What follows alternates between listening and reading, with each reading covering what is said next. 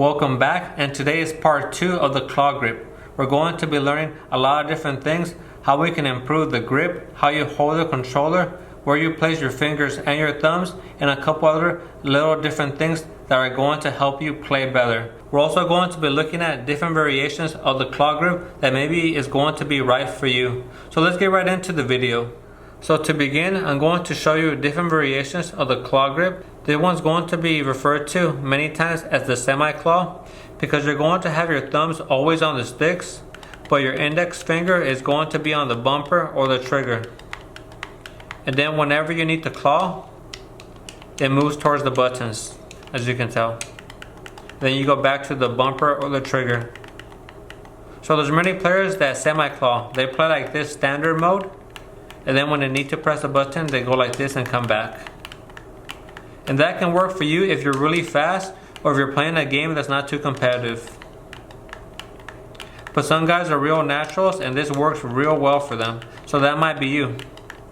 Okay? The other method is going to be when this index finger is above the buttons at all times, and then you're pressing the bumper and the trigger with your middle finger. So you can see that right there. The middle finger pressing down the bumper and the trigger, and then the index on top of the buttons. Okay, this is the method that I like to use. And then also the next method, which is a little bit more complicated, is when you have the middle finger on the bumper and the fourth finger, the ring finger, on the trigger. You can see that. And then this finger, the index finger, is going to be on the buttons. This might work for somebody if they have real good coordination where they can press the bumper and the trigger separately or at the same time. And it just takes time, and you gotta find what works for you. Okay. So I did get a lot of questions asking, what finger do I use for the trigger for the bumper? And as you can tell, there's 3 methods right here. The semi-claw, or where you claw like this fully, or where you have 2 fingers, one for the bumper and one for the trigger. Okay, so all these 3 methods are okay if you feel very comfortable with them. Okay, so there's not going to be a wrong way to do it. You just got to find what works for you. That's something I want to make sure you guys know. Don't try to play like somebody else. Try to play for what feels most comfortable for you and how you see that you perform better. Okay, but obviously it takes practice. You can't just try this for like a week or a month and then say, okay, this method doesn't work for me, or like, I don't like this one right here, if you haven't practiced it. Okay, you have to practice and master it, and then you can see which is better for you. For me, I first started off going like this, the semi-claw, then I moved up. Actually, then I tried to do these 2, and I just found out that for me, I just work better doing this one, the second one I showed you, because then I got paddles. As you can tell, this controller has paddles. So if I use this method where the middle finger presses the bumper and the trigger, it's going to free up 2 of these fingers, and with these 2 fingers I can use them for the paddles. You can see right there. Then I have this finger up here. So you can see 3 fingers, 1, 2, 3, and the other 2 are at the bottom using the paddles. Okay. So for me, that's what I found out is going to be more beneficial to me because I have paddles and I still love the claw. Okay. So find what works for you. Now I think it's very important that we learn how we hold the controller, because if you're not holding the controller correctly, you're going to have a hard time pressing the buttons or keeping your thumbs on the sticks. Okay, so a lot of people ask me, do you have a tight grip on the controller or is it really soft? And I'm going to tell you, the way I learned it was most comfortable for me is I actually hold the controller not even with my fingers. Okay, I kind of hold the controller with the inside of my hand. If you can tell, kind of like this. You can see that my fingers and my thumbs, they're free. So this is kind of how I hold a controller, and I'll tell you why for me this works. Okay, because I actually have small hands. So when I first tried to learn how to do the claw grip, I used to hold it like this. You see how my hands are not close to the controller? They were like somewhat spread out from the controller. And I used to have problems with that. My coordination was bad, where I would find out that my thumbs, especially the aiming, the right stick, it would slide off. It was hard for me because I didn't have a nice firm grip. But once I learned that if I hold the controller this way, like nice and firm, inward, then I have access to the thumbsticks and the buttons with no problem. Because like this, since my hand's kind of small, it's going to be further away from the controller. So it's going to make it harder to press these buttons because I'm further away. Same thing with the bumper and the trigger. But if I'm inward, it makes it a lot easier. And I'll explain why. So for me, this is the grip that I use. Maybe for you, if you have long hands and long fingers, maybe it might work holding it a little different way. But the key point here is learn to hold the control firm, but with not a lot of tension. That's the main thing. Because you don't want to have a lot of tension, like get really tense, you can tell. Because that is going to tire out your forearms. Okay? And we're going to talk about that. You don't want to have your forearms like this right here. You can just tell, look. You can just tell, look. Right here. Even without looking at a controller, you can tell when they're relaxed. You see that? Relaxed. Then right there it's tense. Relax. Tense. Okay? So you don't want to have tense forearms and hands because that's going to make it a lot harder to play better. And I'll explain this so you can understand it. So if you grab a pencil, when do you have the best control over a pencil? Okay? It's going to be when you have a firm grip, but also it's not going to be too tight. Because when it's too tight, I think everybody knows that your hand's going to get tired. Especially the longer you start writing, it's going to get tired. So you have to have a firm grip, but also not too much tension. Then you can write for a lot longer, and you're also going to be a lot better if you like drawing. People who draw, you notice that they're always like calm and relaxed, and they have really good control of everything they're doing. All little micro movements, they can do it because it's going back to that same thing. If your thumb and your hands are real tense, you're going to have less control. So the more relaxed you are, the less tension, the better your grip is going to be. Okay, so that's the main thing. Make sure you're holding the control nice and firm, but not a lot of tension. And you can use like the method I use, which is I'm holding it with the inside of my hands. And then my fingers and my thumbs are going to be pretty free and relaxed. Okay, so that's going to be a big key point right there. Or like I mentioned, if you have big hands, maybe you can hold it a little bit different, but just make sure that you're not having a lot of tension. That's the main thing. Don't tense up your hands. Now, one thing that's going to make the claw grip a lot easier, at least in my opinion, is if you learn how to press down on the buttons, not necessarily the same way. And what I mean by that, for example, like if you're gonna semi-claw, maybe you want to press every button with the tip of your finger. Okay? Like you press the tip. But that's not going to be like the best thing always, because that's going to make it a lot harder. Right? I feel this could be a lot easier if you're pressing down on the bumper with the inside of your finger, like right here. The inside of your finger. Same thing with the trigger. And then for me, what works for me is when I first started off, I used to go like this. Try to press down. But as I got better, I noticed that you can be a lot more efficient going like this. Because it's going to take more time to go like this, look. Instead of just sliding over. See, it's a lot faster to slide over instead of going. So, if you save time doing that and you're fast, that can mean maybe living in that situation in the game. And again, if you just get used to pressing down on the buttons firm enough, you don't have to press them down exactly like this with the tip of your finger. So that's something I want to point out, because if you're new to gaming or you're a young player, or even if you never clawed before, you're going to see there's advantages to learning how to, for example, press down on the buttons with the side of your finger.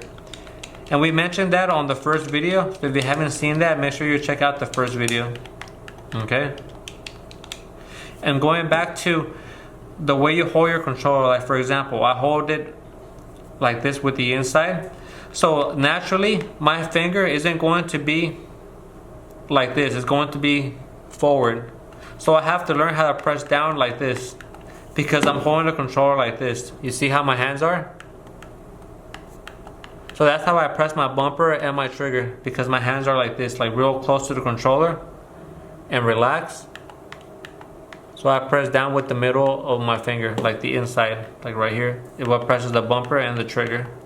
Same thing with these buttons right here. And I explained in that first video, I like that because I can press the A and B at the same time. I can crouch and jump. Maybe somebody who presses one button and goes to the next, they're gonna go jump, crouch, so their opponent tries to miss, so their opponent misses them. Jump, crouch, but I do it at the same time. So I'm not even thinking about A, B, A, B. I just go A and B at the same time. So for me, that's a lot better. That's more efficient. Okay?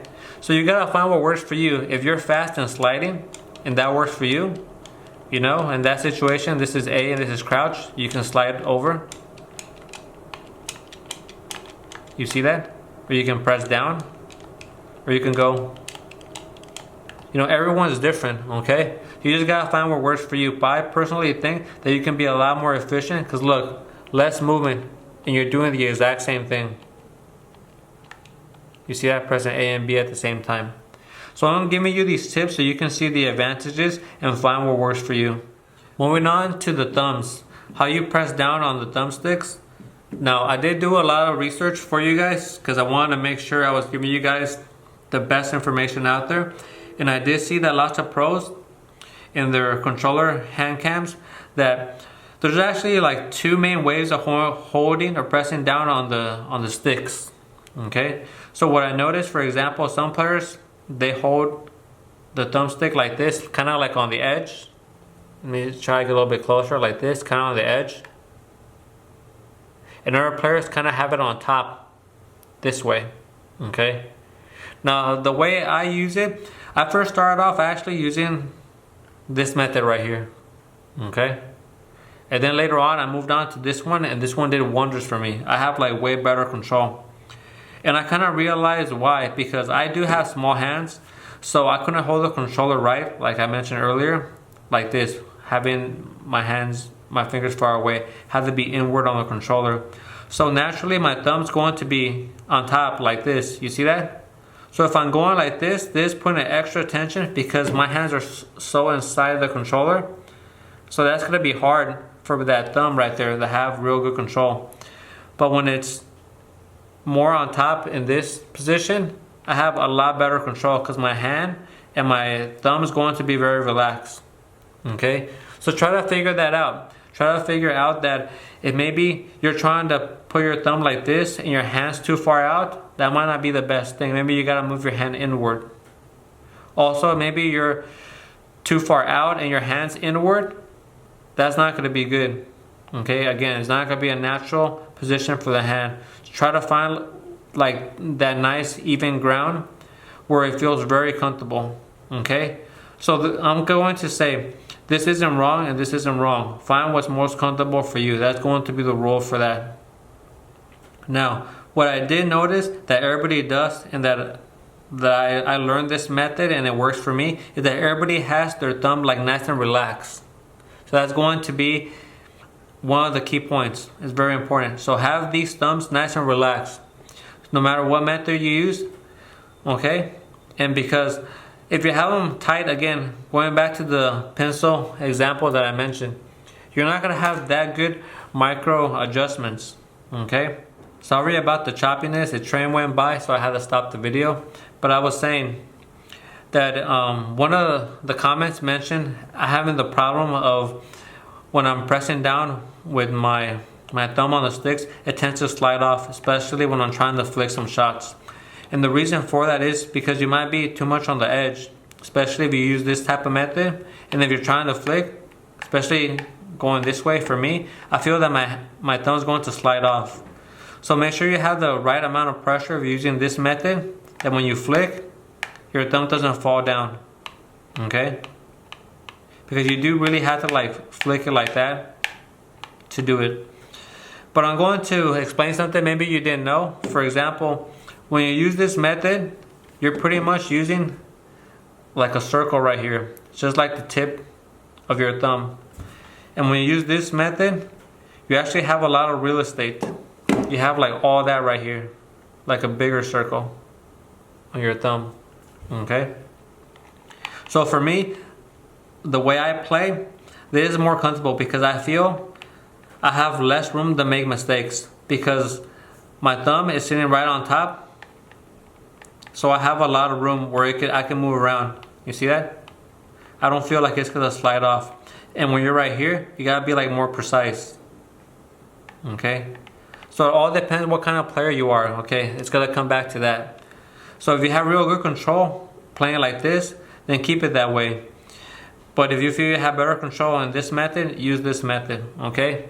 And maybe you might be a player that's kind of in between both. So just make sure you know what you're doing. That's what I'm trying to tell you. So if you know, you use this method, make sure you have enough pressure you don't slide off. And this one you can be a little bit more fruity, okay? That's going to be very important for you're trying to aim. And on the left, I noticed a lot of people don't have a problem with the left stick, the moving stick, okay? Because, and actually, they tend to have this left thumb a lot more relaxed than the right thumb. And I know you probably have noticed this. So try to learn to have like that nice relaxed feel for both the thumbs. If you're able to do that, you're going to play a lot better, okay? So not just on one thumb, on both, okay? Try to make that a goal and practice that. Like when you feel this hand is getting more tired than this one, that's going to be one of the reasons. You have more tension, your hand's more tense, or maybe it's just the thumbs that are really tense. Just try to, like we mentioned, stretch. And I did notice that some pro players, when they play, in between spawns, I mean, they'll stretch that thumb. They go like this. Or some, once they get the information they need from the def cams, I mean, they'll even like move their fingers and then go back to playing. So, I mean, that's taking the stretching a little bit further because you're stretching in game. So every little bit counts. If, for me, I'm not to that level yet where I can play and then be able to stretch in between. I have to like wait till the match is over to be able to stretch, okay? So again, stretching is going to be very important to release some of that tension. So make sure you're doing it after matches, and if you can do it in between deaths, why not? Because it's going to help you out. Now, another tip that's going to help you is having your forearms relaxed when you're playing. And how can you do this? If you're able to play on the table and you have the monitor on the table, and you can rest your forearms on the table like this and play, that's going to be very helpful because you're not going to be carrying the controller up. Because think about it, what if you hold the controller up for a match and it's 15 minutes? Try holding something for 15 minutes in this position. When you're thinking about it, your arms are going to get tired because you're so busy playing in the game, you don't really feel it. But eventually you start getting more tired, and that makes your gameplay suffer. So when you have something to support your forearms and hold the controller for you, kind of like this on the table, it's going to be very helpful. And sometimes, I'll be honest, I don't play on the table all the time. Sometimes I like playing on the sofa or a regular kitchen chair because I don't have actually like a gaming chair. I plan to get one in the future, but for now I feel very comfortable. But I did notice that my forearms and my hands were getting slightly bit more tired than usual because I started playing a little bit more longer. So I ended up getting the scuff pillow. And I'm going to do a review on that scuff pillow for you guys, but pretty much what it does is if you don't have like a table in front of you, you can put that pillow on your knees, and that kind of acts like a table. So your hands and your forearms are going to be resting on that pillow, and you get the same effect. And for me, actually, man, it's done like wonders. I used to feel sore right here. After gaming, I would feel really sore like on my forearms. And I'll be wondering, did I end up working out at the gym a little bit too hard, or what's going on? But yeah, I just got that pillow, and I've been more relaxed and more comfortable while I play. So that's a good tip that can help you out. Because remember, it all goes hand in hand. Like if one thing ain't right, it's going to affect something else. So make sure you're doing everything to make sure you're the best player possible. Before I go, I also remembered I had the question about where do you keep your index finger when you're not pressing the buttons. And to explain that, I did see what I do and what some pro players do. Some pro players actually, they'll alternate, they'll have their finger up here above the Y where they rested. You can see that. And some other ones will keep it right here in between. And I do like that one because I tend to do that as well. Because if you think about it, you have your finger close to all the buttons. So if you need to press this one or that one, it's nearby. So that makes it efficient. But I mean, it's just variation, whatever feels most comfortable for you. If you want to have your finger hovering above some of these buttons, that's also fine. I tend to do that also. I just hover on top, or they sit on top, but I'm not pressing the button. So now you know, you can do that. And if you semi-claw, well, pretty much you're gonna keep that finger over here on the bumper or trigger, right above it, like that. But if you full claw, now you have a couple different options. So there you go. So I try to answer everybody's questions, and if you have any more, feel free to drop them in the comments. I'll try to give you the answer from all the information that I know, that I have learned by clawing. And if I don't know it, I mean, I try to ask around, try to ask the guys that I know that play good, so you guys get the best information out there, because I don't know all the answers always. I'm keeping it real. I just give you what I have learned throughout the years, but I try to do my research just like you guys, right? You guys are on YouTube trying to figure it out, and I do the same, and I just pass that on. So thank you so much for stopping by, and I'll try to have more videos for you guys so you can improve. And make sure if you learned something from this video, you subscribe, because that does help me a lot and motivates me to keep getting these videos out to you guys. And I'll see you on the next one. Peace.